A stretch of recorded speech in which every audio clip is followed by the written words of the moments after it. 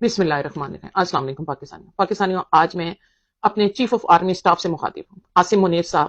آپ کو جواب دینا ہوگا۔ آپ مجھے بتائیں، آپ حافظ قرآن ہیں، اس لیے آپ سے سوال کر رہی ہوں کہ انسانوں کی، گناہگار انسانوں کے ہاتھوں کی بنائی ہوئی بلڈنگیں ویلیویبل ہیں، یا سبحان تعالیٰ اللہ تعالیٰ جس کی ہم عبادت کرتے ہیں، جس نے اپنے قدرت کے ہاتھوں سے انسانوں کو خلق کیا، جن کا آپ قتل عام کر رہے ہیں، کہ وہ ویلیویبل ہیں؟ اور پھر بلڈنگیں تو پھر بن جاتی ہیں اور آپ بنا بھی لیں گے، ٹھیک ہے، لیکن آپ نے جن ماؤں کی گودیں اجاڑ دی ہیں، جن بہنوں کے بھائی آپ نے مار دیے ہیں، جن بیویوں کے سہاگ آپ نے اجاڑ دیے ہیں، کیا آپ انہیں دوبارہ زندہ کر پائیں گے؟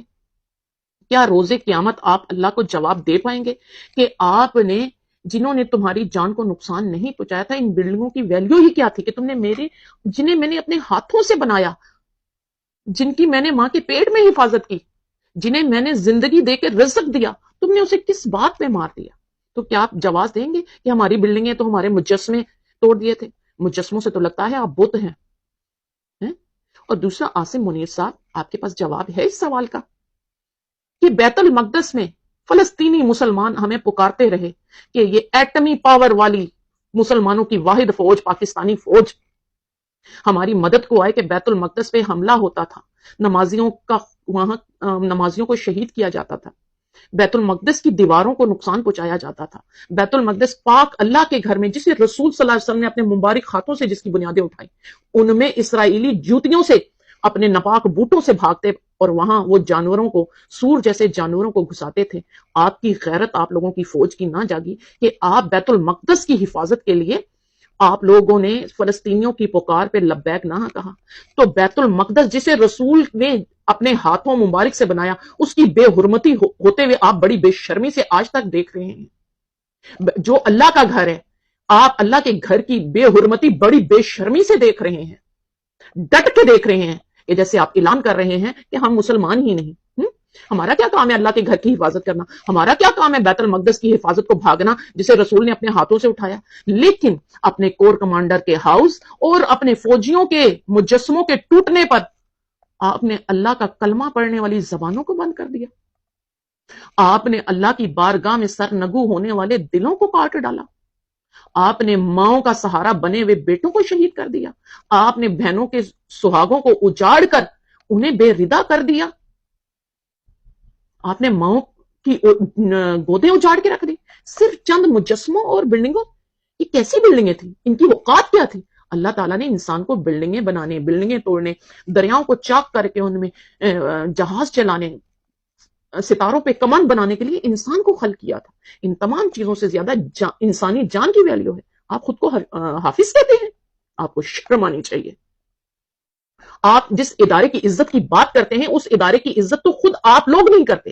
آپ نے اس ادارے کو اتنا بدنام کر دیا ہے کہ پڑوسی ملک بھی جانتے ہیں، دوست ملک بھی جانتے ہیں، دشمن ملک بھی جانتے ہیں کہ یہ کور کمانڈر کا ہاؤس کس نے جلایا، یہ سارا جو فتنہ پری پلان یہ سازش کس نے کی اور کس پہ ڈالا گیا، یہ جب ہمارے دشمن بھی جانتے ہیں، وہاں کا میڈیا بھی کہہ رہا ہے، تو بڑے شرم کی بات ہے۔ اور عاصم منیر صاحب، ہمارے بچوں نے اپنی آنکھوں سے دیکھا ہے کہ آپ کے چار رینجر مشٹنڈے بزدل ایک نہتے قوم کے بیٹوں کو ٹانگوں سے، ہاتھوں سے پکڑ کے، اور دو بزدل اتنا ڈر رہے ہیں اور اسے لاٹھیاں برسا کے مار رہے ہیں۔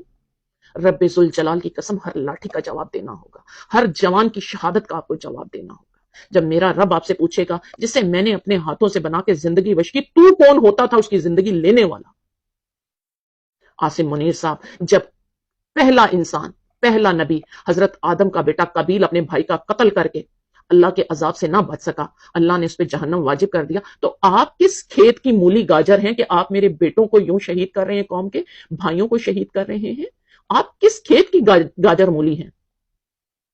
آپ جس فوج کے جرنل قوم کو لوٹ کے ریٹائرمنٹ کے بعد دوسرے ملکوں میں جا کے رہیں، اس فوج کی عزت کے لیے آپ ٹولیاں نکال رہے ہیں کہ اس فوج کی عزت کرو، ادارے کے پیچھے اپنے گھنونے عزائم کو، اپنے سیاہ کارناموں کو چھپانا چاہتے ہیں۔ پاکستانیوں، دوسرا پیغام میرا آپ لوگوں سے ہے کہ آپ لوگ یہ جو چھوٹیاں چھوٹیاں ٹولیاں لگا کے خوش آمد کی کر رہی ہیں، پاک فوج زندہ باد، اگر رسول کے لشکر میں منافق ہو سکتے ہیں، سورہ احزاب پڑھیں، سورہ فتح پڑھیں، سورہ منافقین پڑھیں، تو پاک فوج میں غدار کیوں نہیں ہو سکتے؟ غدار ہی زیادہ ڈھول بجا رہے ہیں پاک فوج زندہ باد. ہمیں پتا ہے ہمارے کون سے فوجی قربانی دیتے ہیں. جو قربانی دیتے ہیں ان کے گھروں کا جا کے حال دیکھو. ان کے پاس اربوں کی جدادیں نہیں ہیں, ان کے پاس بڑی گاڑیاں نہیں ہیں, وہ تمہاری طرح غربت میں جیتے ہیں. وہ پاک فوج ہے. یہ غدار اپنے آپ کو پاک فوج کے پیچھے چھپا رہے ہیں. ان کے ظلم کا, ان کے جرم کے آپ حصے دار نہ بنے نعرے لگا کے. آپ ظالم کو حوصلہ دے رہے ہیں کہ قوم کے بیٹوں کا قتل کریں. تو اللہ تعالیٰ قرآن شریف میں فرماتے ہیں کہ جس نے برائی میں جس کا ساتھ دیا اسے اس کے جرم کی سزا کا اتنا ہی حصہ ملے گا, اور جس نے کسی کی نیکی کا ساتھ دیا اسے اس کی نیکی کے اجر کا حصہ ملے گا. تو آپ ان رینجر اسٹیبلشمنٹ میں بیٹھے جنرلوں کور کمانڈروں کے ظلم کی سزا کا حصہ نہ بنے. اور دوسرا آپ کو یہ بتا دوں, آپ کو بڑی مثال قرآن سے دیتی جاؤں کیونکہ ان سامریوں نے تم لوگوں کو گمراہ کر دیا ہے. قرآن میں صحابہ کہف کے کتے نے مظلوموں کے ساتھ کھڑا تھا. صحابہ کہف اس وقت کے ظالم بادشاہ جو حضرت عیسیٰ پہ ایمان لانے والوں کو سزائیں دے رہا تھا, یہ صحابہ کہف اس کے اداروں کے بڑے لوگ تھے. اس نے اپنی ظالم حکومت سے انہوں نے انکار کر دیا اور جا کے مظلوموں کا ساتھ دیا. تو بادشاہ انہیں قید کر کے مارنا چاہتا تھا, جنہیں اللہ نے غار میں پناہ دی, اور ان کا کتا ان کے ساتھ رہا, اور اس کتے کو جنت اللہ تعالیٰ نے اعلان کیا ہوا ہے قرآن میں. تو صحابہ کہف کے کتے کو اگر جنت سچوں کے ساتھ, حق والوں کے ساتھ کھڑے ہونے پر مل سکتی ہے, انسانوں کی جان کی حفاظت کرنے والوں کے ساتھ کھڑے ہونے میں مل سکتی ہے, تو پھر پاکستانیوں تمہیں فیصلہ کرنا ہوگا کہ اللہ تعالیٰ ہمیں صحابہ کہف کا کتا ہی سمجھ کے بخش دے. ہم عمران خان کے ساتھ اس لیے کھڑے ہیں جس نے UN میں اسلام کی حفاظت کی, جس نے پاکستان کو ڈرونوں سے, بیرون ممالک کے ڈرونوں سے 80,000 شہید کیے گئے پاکستانیوں کی جو آواز بنا, جو عمران خان فلسطینیوں کی آواز بنا, جو عمران خان کشمیریوں کے ظلم کو روکنے کے لیے, مقبوضہ کشمیر پہ ہونے والے ظلموں کو روکنے کے لیے کشمیریوں کی آواز بنا, جو عمران خان کہتا ہے کہ میں کسی کی جنگ کا حصہ اپنی قوم کو نہیں بننے دوں گا, میں اپنی قوم کا خون نہیں بہنے دوں گا. ہم اس عمران خان کے ساتھ اگر آج کھڑے ہیں کیونکہ وہ حق کی آواز ہے, وہ عوام پرست ہے, وہ عوام کے لیے, وہ اللہ کے بندوں کی جان مال کی حفاظت کے لیے کھڑا ہے, تو ہم اس کے ساتھ کھڑے ہیں. اگر کم از کم ہمیں نیکی کا حصہ نہ ملا تو ہم ظالموں, چاہے وہ جنرلز ہوں, چاہے وہ کور کمانڈر ہوں, چاہے وہ پنجاب پولیس ہو, اسلام آباد پولیس ہو, کرپٹ حکومت کے بیٹھے کرائم منسٹر اور اس کے وزیر ہوں, ہم ان کے ظلموں کے ساتھ نہیں کھڑے. ہم عمران خان کے ساتھ کھڑے ہو کے ظلم کے خلاف آواز اٹھاتے ہیں تاکہ اللہ تعالیٰ ان پر جب عذاب نازل کرے تو ہم اس کے حصے دار نہ ہوں.